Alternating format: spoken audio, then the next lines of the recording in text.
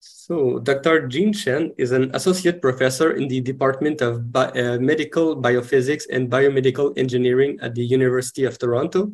She is a senior scientist at the Rotman Research Institute and Tier 2 Canada Research Chair in Neuroimaging of Aging. She obtained an MSc in 2004 in electrical engineering from the University of Calgary, a PhD in 2009 in biomedical engineering from McGill University, as well as a postdoctoral fellowship at the Martinos Center for Biomedical Imaging. The research in Dr. Chen's lab involves resting state functional MRI, arterial-spin labeling MRI, cerebrovascular-reactivity mapping, diffusion MRI, and simultaneous EEG and fMRI.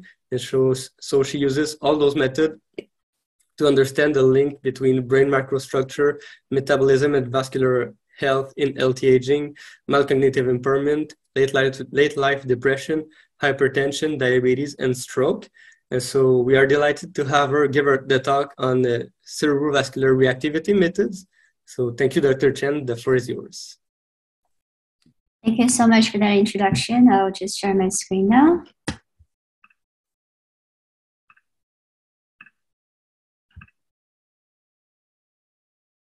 Okay, and thank you to the organizers for inviting me. It's a pleasure to be here with such esteemed colleagues. So today my talk will be very focused on a quantitative side of cerebrovascular reactivity in keeping with the theme of this conference. So many diseases in the brain share CVR dysfunction. So vascular reactivity, short for CVR for short. So the list goes on from stroke to traumatic brain injury, etc. And I just included this list of the number of publications that use vascular reactivity MRI in their research, and it's definitely been sort of an exponential growth since the early 90s. And so CVR has gained tremendous attention, there's no question. And it quantifies the capacity of the cerebral vasculature to increase blood flow or decrease in response to changes in arterial CO2 and or oxygen content. And some shared disease mechanisms that could impair CVR include thickening of the intima media as part of the vasculature, as well as increasing pulse wave pressure and vascular inflammation. So this covers a broad range of pathologies. So quantitative CVR for me, especially is, and I know that view is also shared in the field, is especially valuable because it really enables comparisons across subjects and across studies. But there are some obvious caveats to this belief. You know, quantitative is very desirable, but not so easy to obtain. And the current go-to MRI method, as many of you will know, for CVR mapping is blood oxygenation level dependent fMRI, BOLD fMRI for short. And so how do we then go from BOLD to CVR? Conventional methods have included injection-based methods, such as acetazolamide injection, which is no longer regularly used for obvious reasons of invasiveness and side effects. So by far, the current standard has landed on inhaled carbon dioxide or inhaled CO2, which has been used in many forms and has always given reliable vascular responses. Of course, there is also breath holding, which is gaining ground, and Dr. Nana Yakara from my lab later will be talking about this in his work. But there are some limitations to inhaled CO2. For one, there might be a requirement for cooperation from the participants, and some have reported feeling discomfort and feeling anxious. But nonetheless, there have been a whole variety of CO2 stimulation paradigms that have been used. So for example, here in Toronto Western Hospital has developed this sort of short, long block CO2 stimulus. And they mostly use the Respiract for their experiments, and they've achieved great success clinically. There's also the progressive design, also known as the ramp stimulus, the sinusoidal design, which we use quite a lot in our lab, as well as condensed block design. So these are just some of the many variations that are out there. And the principle of it is quite simple. So here I'm showing an example of the short long block stimulus, where we get the signal from the fMRI signal, essentially, which is green. And if we were to just regress the percent change in the bold fMRI signal against the end-tidal CO2 change, then we essentially call the slope a measure of the CVR amplitude. And the end-tidal CO2 for beginners is treated as a surrogate for arterial CO2, which we talked about just a bit earlier. And so here's an example, again, from Toronto Western, their ramp stimulus, which shows an obvious difference between the bold signal response for young versus old participants. And this definitely shows the potential of this technique. So here I'm going to quickly summarize sort of the recent advances. Some are more recent than others, but I will address these three different aspects. I will first start with the choice of MRI imaging contrast. So why should we be interested in that? Well, I have to go back to the early days when CVR was more measured as flow velocity changes in response to CO2 challenges. And so on the y-axis here, this is the middle cerebral artery velocity as measured using Doppler ultrasound. And this is heavily influenced by mean arterial blood pressure as well.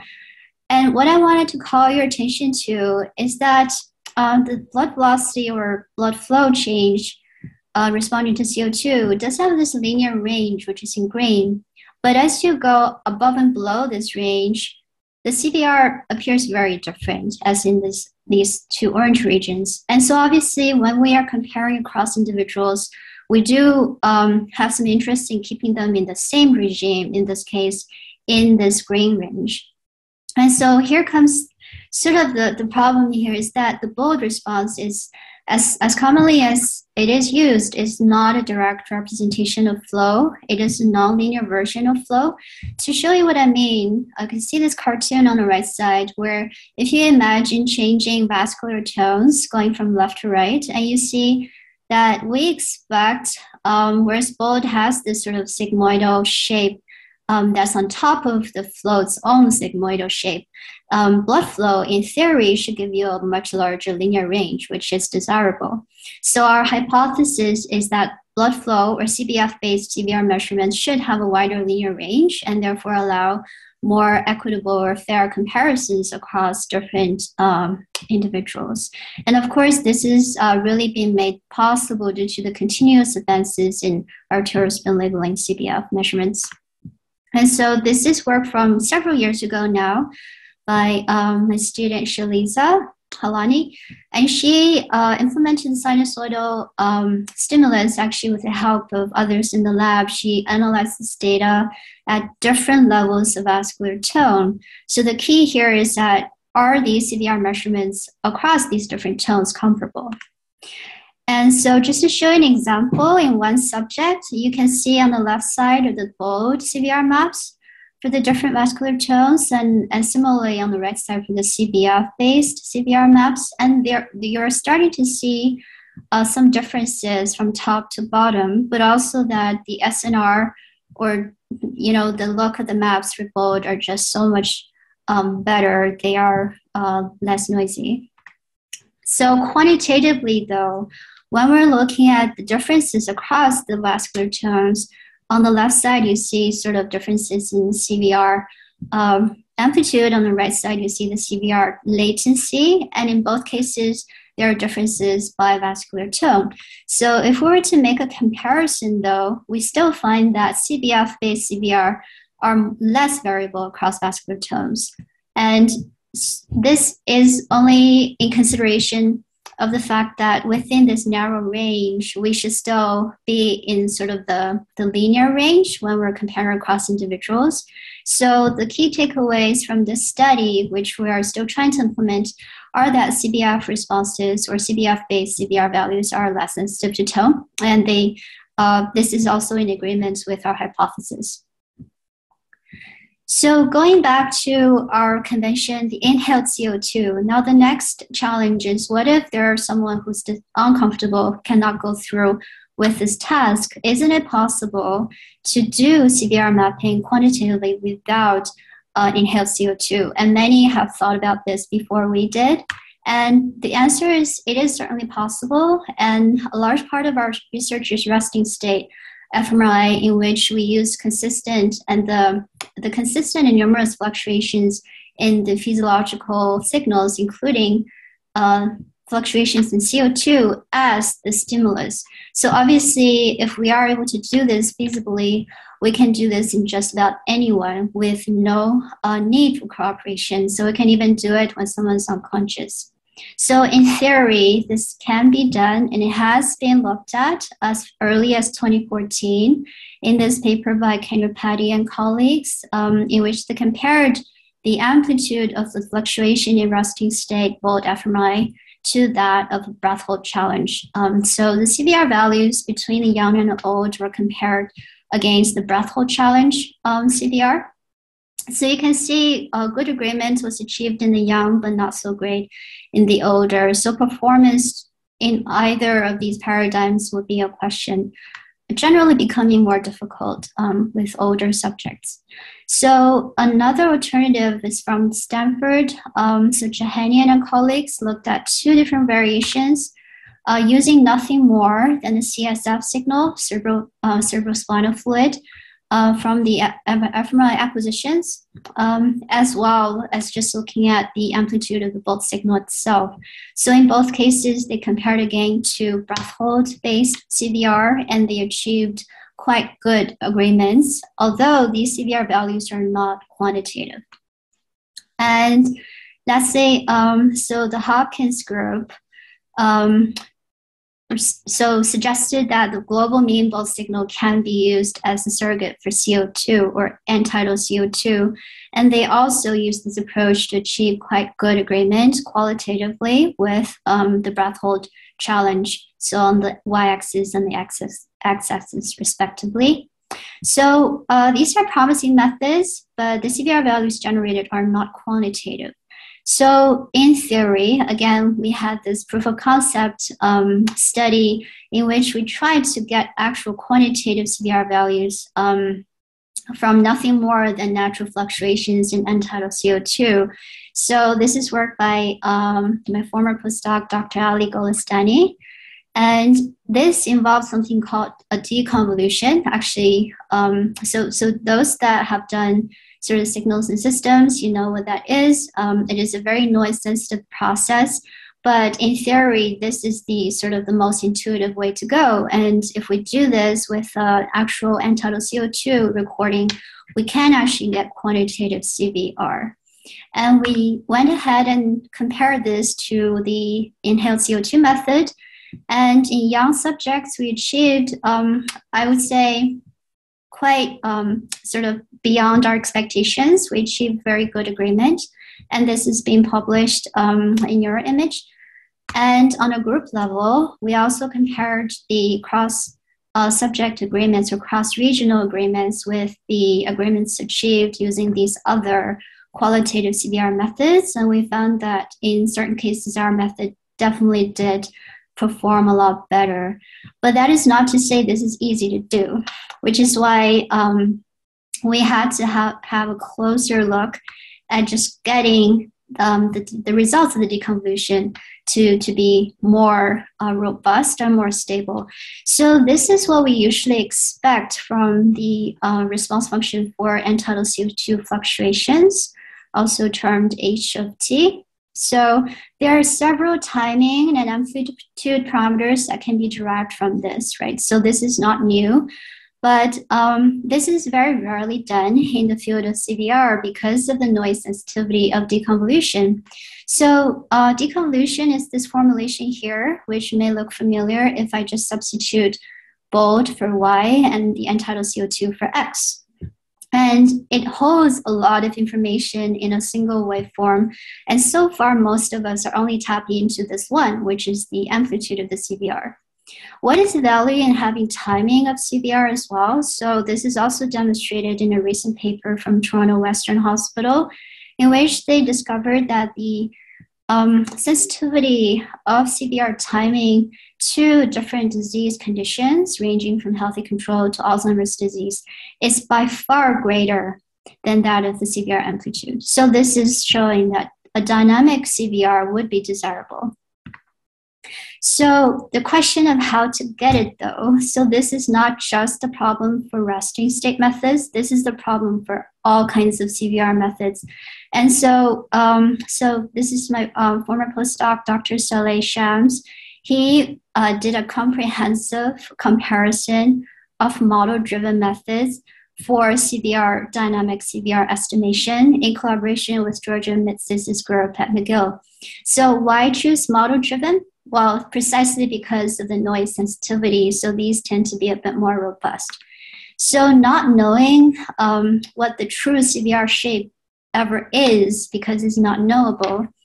So Saleh did a sort of simulation-driven comparison in which he assumed 4 different kinds of CVR shapes. Then he plugged them into the simulation framework in which he used a real person's end-tidal CO2 recording, convolved that with all 4 groups, each with 40 variations, so all 4 groups of response functions, and then added different levels of noise to simulate different experiment conditions from task-based to resting state, and then generated resulting signals, and then tried the different deconvolution methods to see if he got the original response functions back.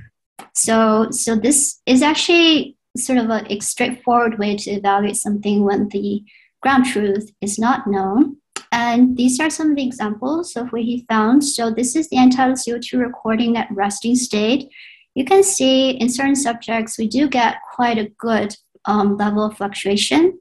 And this is the simulated and noisy volt signal. So here, for the different methods that we included, we saw that the ground truth being represented in blue, the red is the estimated CVR. In some cases, it was just way off, but in some cases, we had a pretty good chance of getting this back. So this BEL method here, and of course the BEG method, which I'll talk a bit more about, were quite promising, as well as the CCA method and inverse logic method. So these are sort of a mouthful, but this is all going to be in print soon. So hopefully this will be more digestible. So to kind of summarize all of these metrics into 3 simple metrics. So a metric for accuracy, robustness, and a composite of the 2. And we further divided those into different metrics characterizing the dynamic CVR function.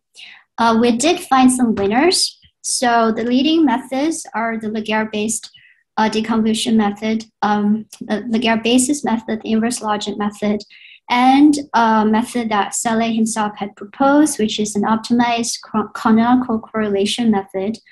But note that not one method was good for all aspects of the dynamic CVR. Some were just better for estimating the amplitude of the CVR, and some were better for estimating the timing. So this gives you a choice. Are you interested in the one or the other? So a quick summary of what I've shown today. First of all, I believe quantitative CVR is the way to go, and these values are valuable because they enable comparisons across studies and across subjects. And blood flow-based CVR should be taking off a bit more in the near future because it does offer less biased CVR estimates than bold-based, which is not a surprise. Quantitative CVR can be measured with or without a gas challenge, although there are some technical challenges that we're slowly but steadily overcoming, and these have been validated against the standard inhalation methods. And I do believe, my lab, I think we believe the future of CVR mapping is in quantitative dynamic CVR, which provides not only the amplitude, but also the timing, with each of them reflecting a unique aspect of vascular health. So just to leave you with this very last data slide is a realization I've come to have through editing a book on CVR is that no two methods will give you the same CVR values, and that is to be expected. So different CVR methods ranging from something called breath holding or deep breathing all the way to the other end, the resting state, they incur different levels of stress, different levels of looking at the vasculature, and different levels of safety. So it is a choice that you guys will have to make, I think, in terms of the application. And here's the book that came out last year, which Jorn Fiastra and myself were editors on, which incorporates a lot of really recent work on CVR, including work by a chapter by Menace, who is the next keynote speaker. And I'd like to just thank the brilliant people I've had the fortune of working with, Saleh, Ellie, Shalisa, and as well as Georgios and Prokopis from McGill, or Prokopis is now at Harvard, as well as lab alumni, without whom this work would not be possible, Jonathan and Azin, as well as my external collaborators and funding sources. So thank you so much for listening. Thanks a lot, Dr. Chen. Very, very interesting talk. Chris, is there any questions in the chat? Yes, we have a few questions. Great talk. First one from Megan Darwood. She referenced slide 28. She was wondering how stable the models are that you presented, and do they always lead to meaningful results or not? Yes, that's a great question. Thank you for asking, and that's something we're trying to gauge ourselves. So far, our only test case has been in healthy aging. So our goal is to see how well we're able to see age effects using either inhaled CO2 or resting state, but in both cases using dynamic CVR instead of just amplitude. So that would be our ultimate test to see how far we can go with nothing more than resting state. I can tell you now that in older subjects, we have been finding more difficulty, which is what has led us back to the drawing board to kind of optimize some of the methods. But as far as I have seen, the leading three methods have been very robust because after all, we tested them with extremely low signal-to-noise ratios, and that's the point of this simulation-based evaluation. Awesome, thank you. Another question from Matthew Hopman. Thanks for the great talk. Does it matter how the scans are collected related to scan parameters, example, multi-band or multi-echo sequences in terms of estimating CVR?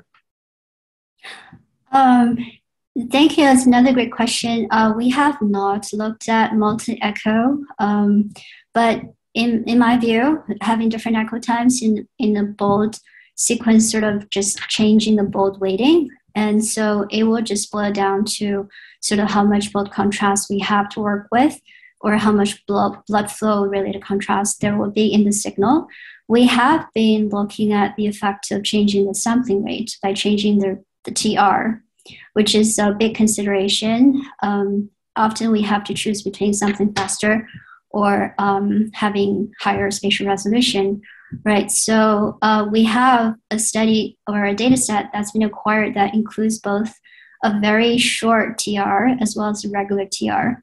And we're going to compare how those results differ in terms of looking at the differences due to aging. So that's sort of our test case for that. And I think sampling rate is an important consideration in designing these acquisitions. Awesome. And there's one more question from Ileana Yulescu. Do I understand the final plot correctly? Is there no advantage whatsoever to using the breath hold paradigm versus the other methods? Oh, the final plot. No, there are. In fact, we're doing some ourselves. I think some cases where it's sort of an intermediate between inhaled gas, where the equipment is not available, and resting state, in which you're too dependent on the amount of fluctuation in the subject's CO2 levels. I think breath holding is sort of a fast, easily set up way to get sort of a more robust CO2 sort of CVR estimation. So I think there is a unique place for that. And we're seeing this more and more in the literature that it's being used. However, it is very easy to go wrong with it, in my opinion, as well, especially if you don't know if the person is actually participating in the breath holding, or if they're just holding their breath at a different rate than you expect them to. So this is sort of maybe one of the next talks about breath holding can help further answer that question. Excellent, thank you. That's all the questions that were asked to me. Okay, thanks. Maybe I would have another last question. So you talked that there was ASL-based or arterial-spin labeling-based methods, and as well as fMRI. So could you talk a little bit more about the more practical advantages and limitation of both methods, for example, in acquisition time or also in spatial resolution, for example? Right. So yeah, that's a great perspective. Actually, due to the length of this session, I wasn't able to talk about all the details. So ASL will be slower, that's for sure. So it will probably not be as easy to apply resting state blood flow based CVR. That's sort of pushing the limits, really. So you probably still have to stay with both, which can be acquired more quickly. And I think it would be desirable to actually have more samples in this deconvolution problem.